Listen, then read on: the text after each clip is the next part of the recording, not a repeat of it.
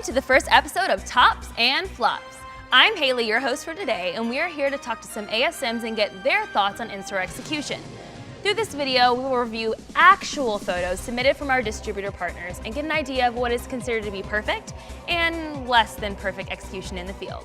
We have a handful of tops and a handful of flops.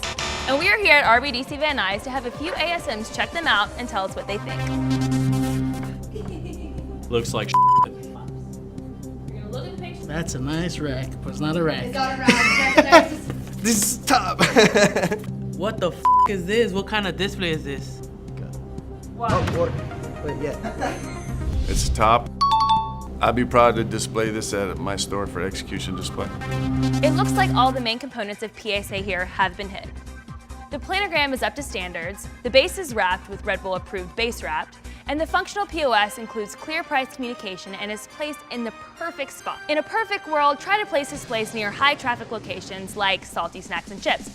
Because let's be honest, we all stop there. Flop. I don't even know where to begin with this. Well, you mix summer edition with sugar-free zero and regular. Also, they're only about 6 cases high, which is way too low to have a display. It's always important that our displays are shoppable. While this display has prime real estate within the store, near a checkout in a high visible, high traffic location, Red Bull brand visibility is lacking. The case cards get lost in the candy chaos, and the pricing is even covering some of the product on the case card. It's important to stick to the national planograms so that customers can easily find what SKUs they're looking for. Time wasted by the consumer means sales lost for you and your retailer. No bueno. Definitely flop. This looks horrible. This is something probably I've never do in my life working for Red Bull. We don't do displays like that ever.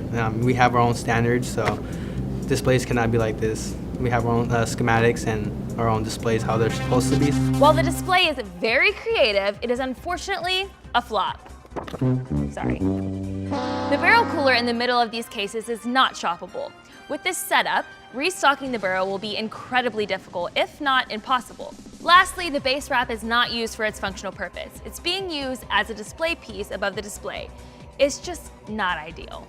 When building displays, please adhere to the standards such as product planograms and shoppable displays. There is real-life science behind our display standards, and trust me, products will fly off these well-built shelves. This is a top. Reason being is because it goes by schematic, pricing's on there, and it's good exposure for the Red Bull. Well, this one, yes, it's a flop because it is a case card and doesn't even match the barrel with summer editions. We love getting cold Red Bull by the checkout, but this barrel cooler is definitely a flop. It is important to always use Red Bull approved barrel headers or static clings on this piece of cold equipment. Static clings should be placed on the lid, not on the side, to avoid covering up the can design. The only time the sides of a barrel should be covered is when the entire barrel is being wrapped. Lastly, when using POS messaging, make sure it is approved. The back of the summer edition sell sheet, while as beautiful as it is not approved to be used as in-store POS. Top. It has the correct wrap on it, the summer edition. It has the pricing on top, and it's nice and close to the register. It's 8 feet within the register. Speaking of barrels, here is an example of a flawlessly executed summer edition barrel at 7-Eleven. This barrel is cleanly wrapped with the summer edition barrel cooler wrap and is looking quite premium. Nice job.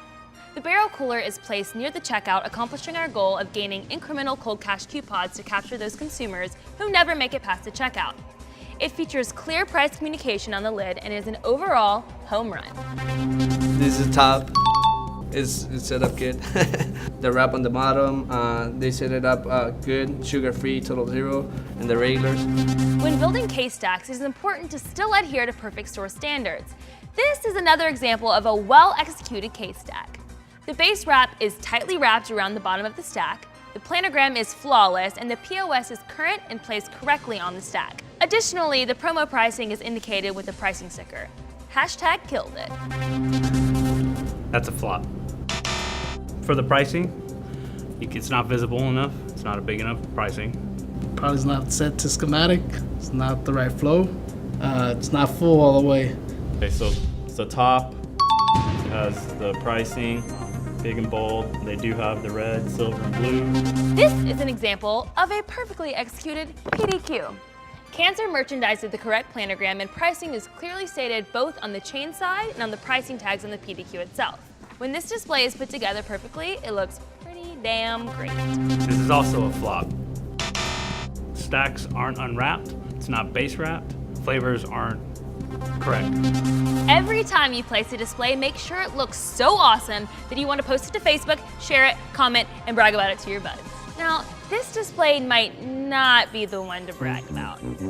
More than half of these cases are not unwrapped, which means it's pretty much unshoppable. The planogram is also totally missing the mark. Remember, you can see planogram standards in your Perfect Store Pocket Guide.